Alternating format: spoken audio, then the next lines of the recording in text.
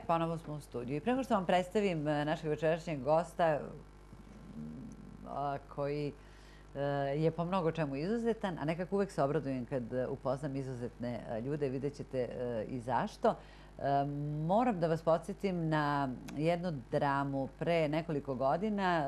RTS je proglašavao najbolju dramu u istoriji RTS-a i onda su mnogi očekivali da će to biti gospođa ministarka po tekstu Dušana Savkovića. Međutim, bila je drama, komedija, izvinjavamo se, mnogo se izvinjavamo. I onda su se neki bunili, međutim nisu znali da će to izvinjavamo, mnogo vam se izvinjavamo, zapravo biti naša sudbina i naša politika u narednih 20 godina. Prema tome, oni koji su to uradili zaista su bili na ovaj ili onaj način proroci. Sad, svako pravilo ima i svoj izuzetak. Taj izuzetak nam dolazi iz Madrida, po rođenju Beograđanin, Srbin, on kaže čistokrvni. Aleksandar Vuksanović, dobroveče i dobro nam došli. Dobroveče, hvala. Ja moram da pričam, sa svim svojim prijateljima pričala o vama. Mnogo sam srećna što postoje takvi Srbi kao što ste vi. I sada ćemo evo polako početi da pričamo o vašu priču. Šta ste vi to sve uradili? Dobro, čitaoci Pečata su nešto od toga saznali. Dakle, rođeni Beograđanin, inženjer, 1991. Odlazi iz Beograda. Inženjer sa jedno 20-ak ispita manje. Pa dobro, dobro. Radite u jednoj britanskoj firmi, telekomunikacije i ostalo, ali napuštate Srbiju zbog raspad Jugoslavije, Milošević, koji nije bio junak vašeg romana. Odlazite tamo i onda vam neke stvari postaju jasnije. I krećemo od onog čuvenog filma. Šta jedan čovjek može da uradi? Dakle, civilno građansko društvo, građanin, slobodan čovek. Tačno. Tačno, to je manje više tako. Bile su te neke početak 90. godina, jako teška situacija, ratovi, krize, sve manje posla, sve loši uslovi i onda čovjek tako ode. Otišao sam sa već 30 godina navršenih, nisam bio toliko mlad. Trebalo je da imam neko zrelo ili manje više zrelo shvatanje i poimanje sveta, koje sam ja mislio da imam. Međutim, kada sam otišao tamo, stvarno, posle prvih nekoliko meseci, počelo je, kada sam naučio španski, moram da priznam da sam ga stvarno dosta brzo naučio, dolazi bukvalno do otržnjenja. Kada sam ja shvatio da svet ne funkcioniše onako kako sam ga ja tih prvih 30 godina zamišljao, nego funkcioniše potpuno drugačije. I onda sam ja počeo da tražim neko svoje mesto u tom novom odnosu snaga koje sam ja shvatio. Kad kažem odnos snaga, naravno ne mislim neke velike snage, nego čisto svako od nas mora da ima svoje mesto u tom građanskom društvu u koje vi kažete čiji je ravnopravni član mora da bude. I ja sam onda shvatio da to tako ide. Na svu nesreću našu, ta naša istorija je uvek bila puna nekih negativnih događaja, negativnih naboja, ratova, čuda.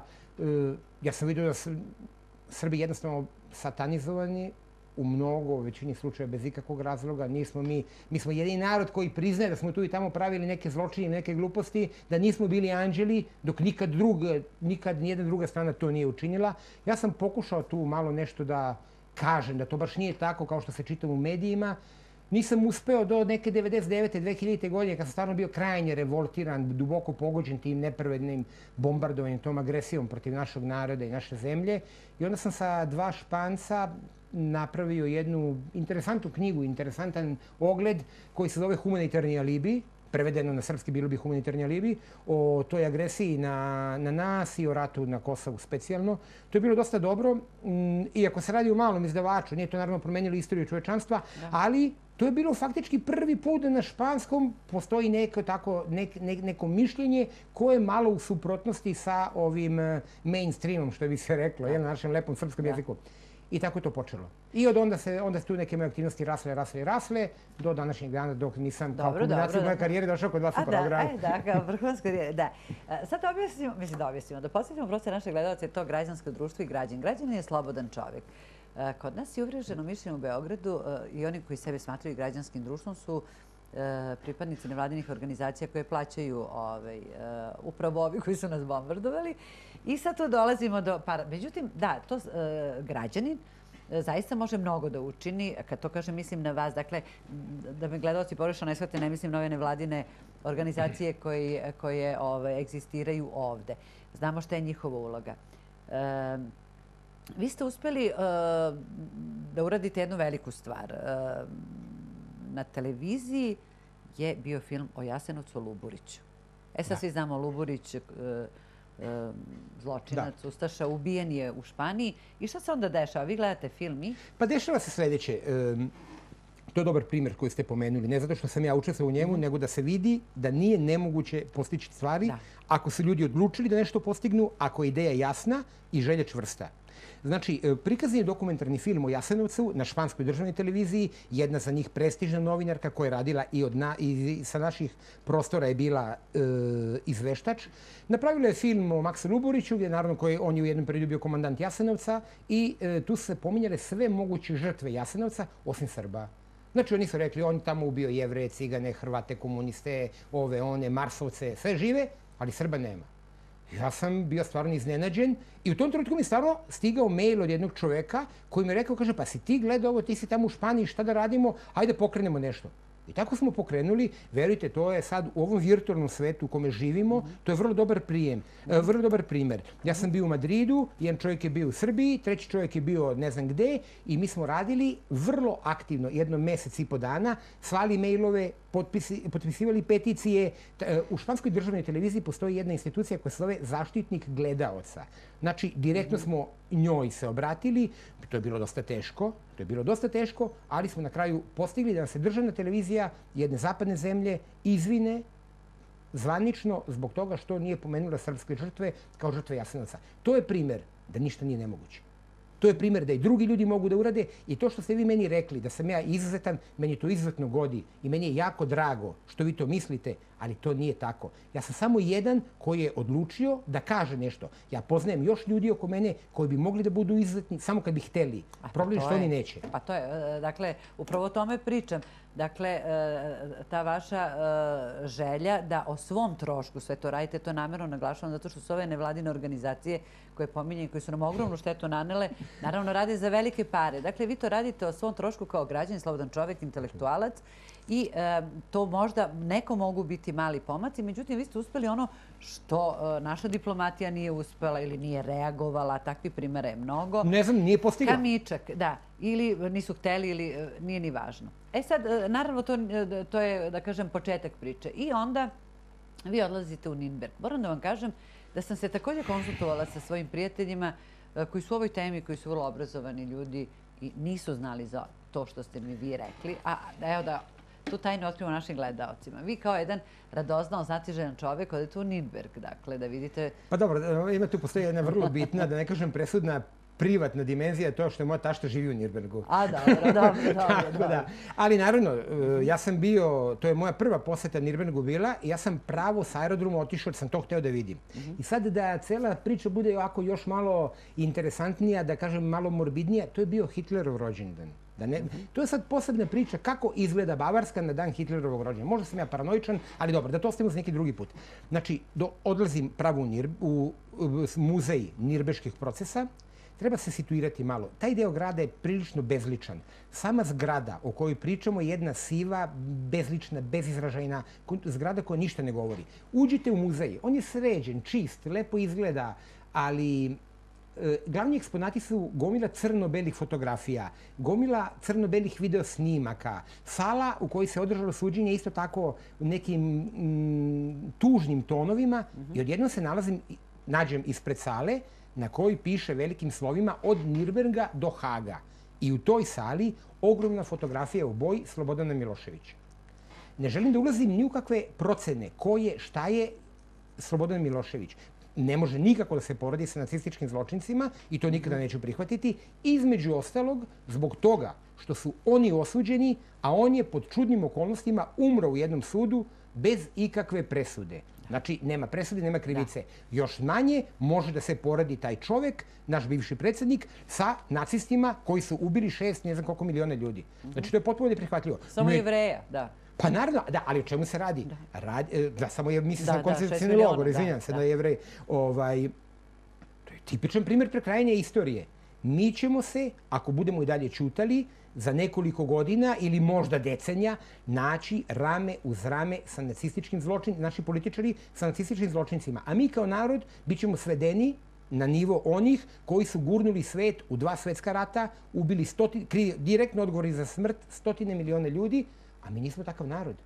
Mi smo narod koji ima gomilu nedostataka, ali imamo briljantnu istoriju. Mi smo narod koji je dao velike demografske žrtve da bi Evropa bila slobodna. Da. Sad, svi mi koji smo, kažem, u temi znamo da dolazi do revizije istorije, prekrajanja i tako dalje i da je Srbima nekako namenjena uloga nacista i stalno se govori o toj denacifikaciji, to naše nevladine organizacije govore. Da li mislite, imajući u vidu da svakako, mislim, Srbi ne mogu nikad biti nacisti, naročito što evo po jučerašnjim podacima Srbija je zemlja sa najviše izbeglica na Balkanu, kako moguće da onaj koji je ubio ima najviše izbeglica? Dakle, logično je, mislim, sama brojka kaže da su ti Srbi proterani iz nekih država. Iz ove države nisu. Ali da li mislite da bi naša država morala da reaguje? Naravno da bi morala. Ne naša, nego svaka normalna država bi reagovala. Ali isto tako, postoji druga stvar. Nažalost, nije sad možda najizgodnije. Ja živim par hiljada kilometara daleko odavde. Ne bih želeo da ulazim preterano u ove naše unutrašnje stvari. Mada moram da kažem da sam krajnje nezadovoljan političkom situacijom, ali da sad ne ulazim ja, kazat će mi neko šta si ti došao odande da mi pričaš, pošto su vole da pričaju. Hoću vam kažem drugu stvar. Očigledno je da prisustvujemo prekrajanju istorije, koje bi trebalo da se završi našim potpunim porazom. Ali mnogo je bitno shvatiti dve stvari. Prvo, to prekrajanje istorije nikada neće biti definitivno i uspešno ako ga mi ne prihvatimo, a mi ga nećemo prihvatiti. Ali ako ćutimo, za to nije znak odobravanja. Sad se vraćam na akciju, recimo... Ne ćutimo svi. Dobro. Kamo sreće da ima nas više koji pričaju.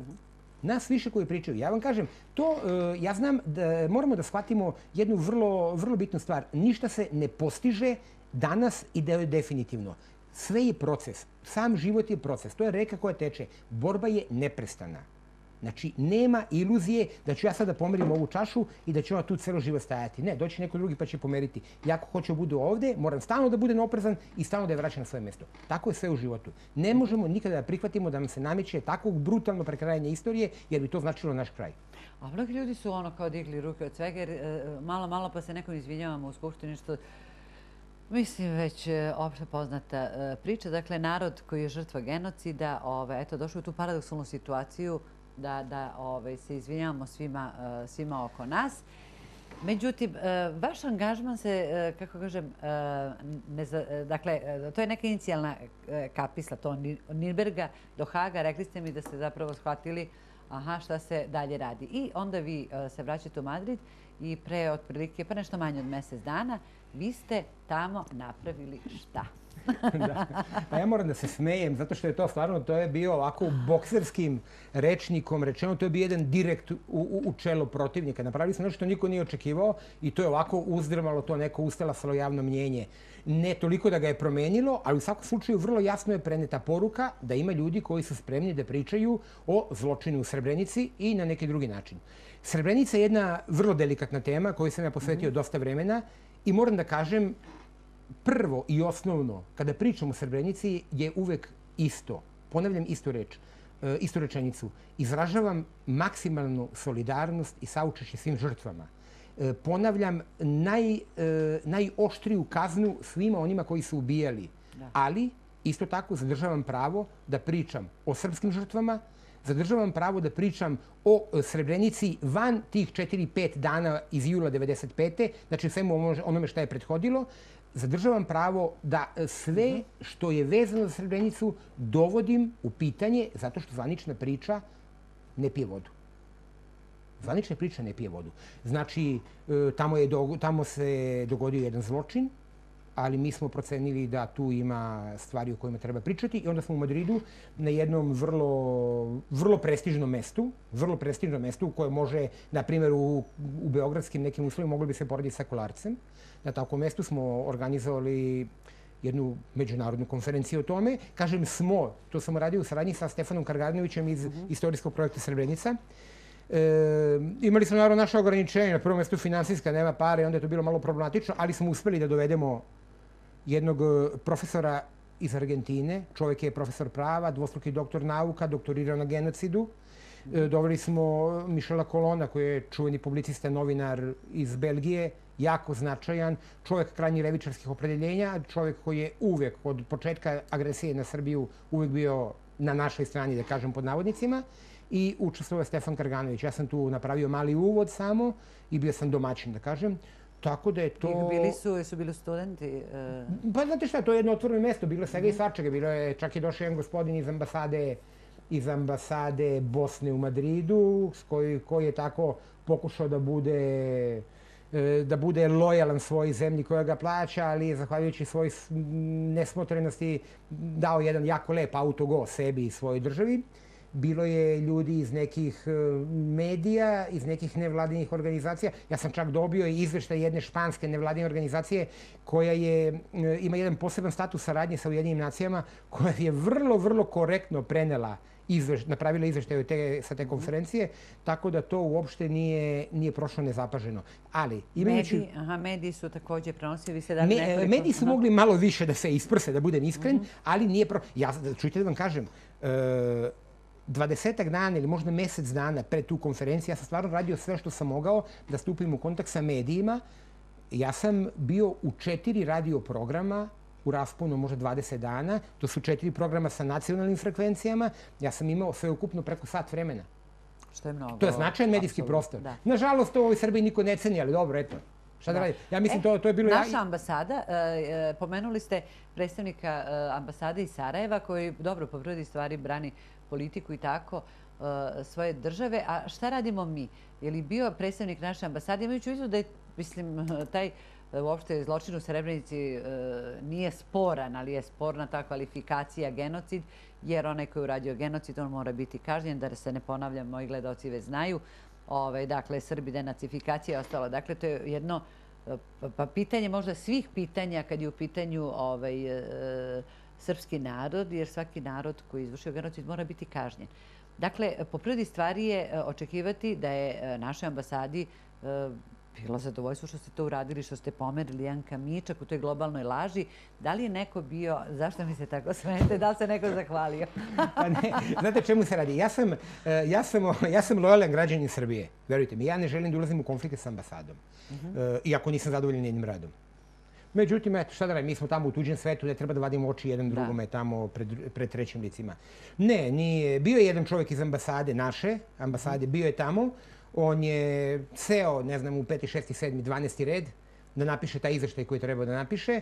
Onda je, ono što me stvarno zabolilo, to moram da kažem, zašto i ne bih rekao u krajnjoj liniji, ja sam imao prilično žustru raspravku sa tim predstavnikom bosanske ambasade posle akta. On je došao, prvo napao tog Argentinca, profesora potpuno nejasno, onda je se mene obrušio, onda sam mu ja stvarno argumentovano rekao koji su naši problemi i da ja pričam o tim konkretnim stvarima. Predstavnik naše ambasade je stajao sve vreme pored nas, on je slušao da ja prilično, mislim nije sad lepo se hvalim, ali to je stvarno tako, ja sam prilično argumentovano branio naše stavove, prilično argumentovano sam dokazao da imamo pravo da pričamo o tom o čemu hoćemo da pričamo. Predsjednik naše ambasade je slušao. Kad smo mi završili, pokupio se i otišao. Bar je pred tim Bosancem trebao da mi kaže doviđenja. Samo da mi je rekao doviđenja, ja bi bio zadovoljan. Razumete? Nego ovako ispalo kao da sam ja neki marsovac tu, da sam neki čudak. A Srbija zapravo, predstavnici države zapravo podržavaju stavove od Nirnberga do Haga. Mislim, ispada tako. Ja to kao plavuša zaključujem. Da. Srbija, kažu, dobro, Srbija tajna, onda kažu neko Srbija. Srbi, to sam ja. I zaista Srbija kao jedna obaveza jeste jedan lični odnos svakog od nas pojedinca. I kad pričamo o Srbiji, onda, naravno, ne mislim o onima koji danas jesu, sutra nisu, mislim o političkoj eliti, oni su tu najmanje priča. Pričamo o našem ličnom odnosu prema svojoj državi, prema svojoj zemlji. Pa nije to, izvijem se što ste rekli, nije to čak ni to. Na prvom mjestu je moj lični ljudski stav. Ja ne mogu da dozvolim da dođe neko, da mi priča neku priču koja ne pije vodu, da mi se smeje u lice, a da ja to ćutim. Ja to ne mogu da dozvolim. Znači, gospodo, ajde vidimo. Srbi su genocidni narod, jeste. Evo, u Sarajevu samo fali najmanje 180.000 Srba. Sa današnjim, ako gledamo današnji broj stanovnika Srba u Sarajevu, uporedimo sa onim pre rata, ja vam tvrdim da fali najmanje 180.000. Gde su ti ljudi? Gde je 300.000 Srba iz Hrvatske? Pa nismo mi isterali 300.000 Hrvata, nego oni 300.000 Srba. Gde je ko zna koliko 100.000 Srba sa Kosmeta? Smo mi terali, pa u Beogradu živi sigurno 80-100.000 Šiptara. Mi nikog nismo terali. Jesmo mi trgovali organima? Nismo.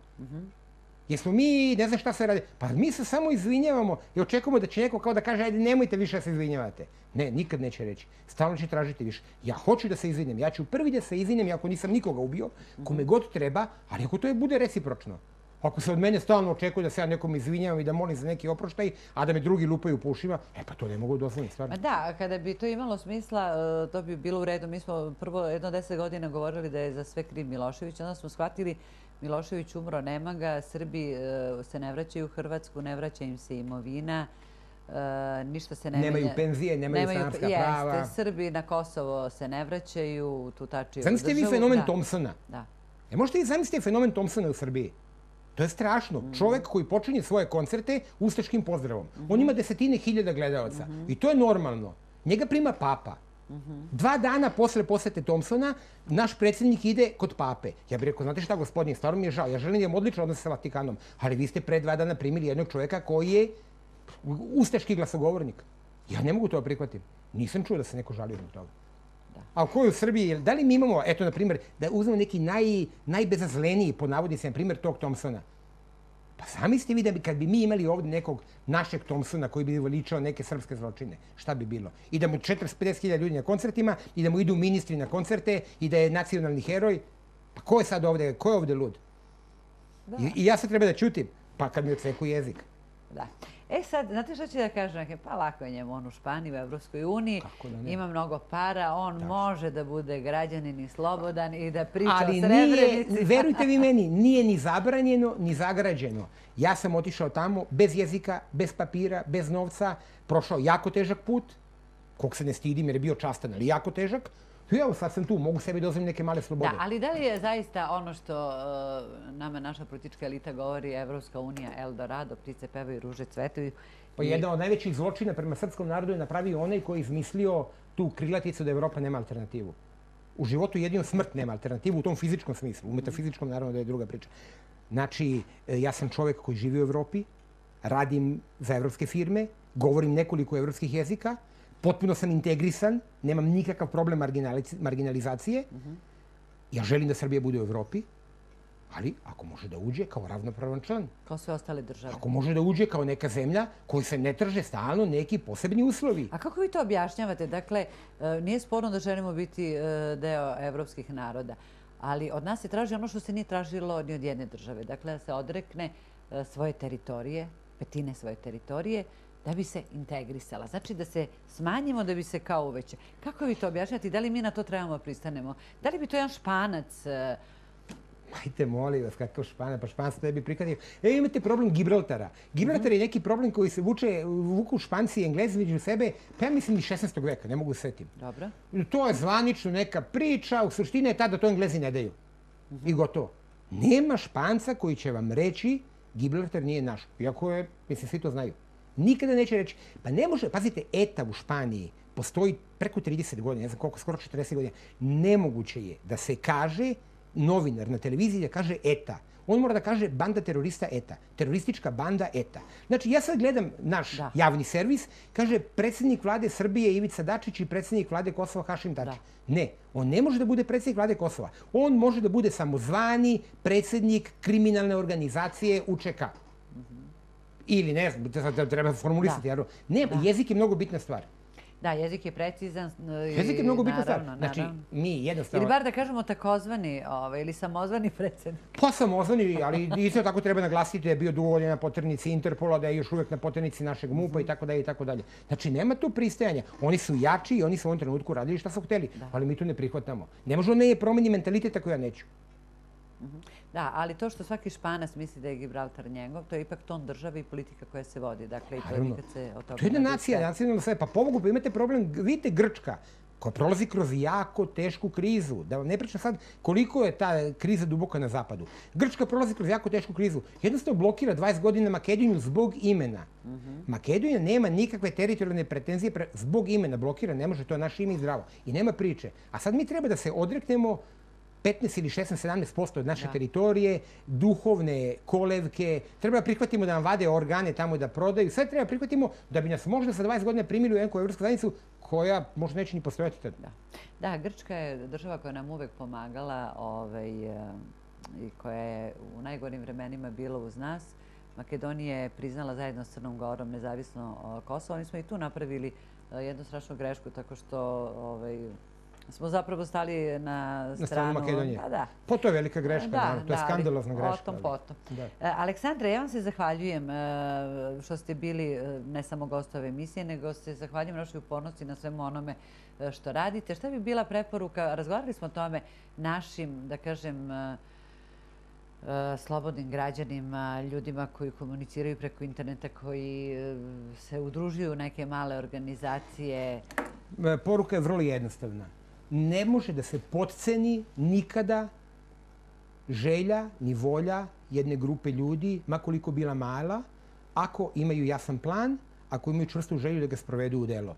Znači, svako od nas može na nekom lokalnom nivou da uradi jako značajne stvari. Mediji su kontrolisani svugde. Ja znam da ja nikada neću izaći na B92, ali ne patim zbog toga. Ja i dalje radim ono što moram da radim.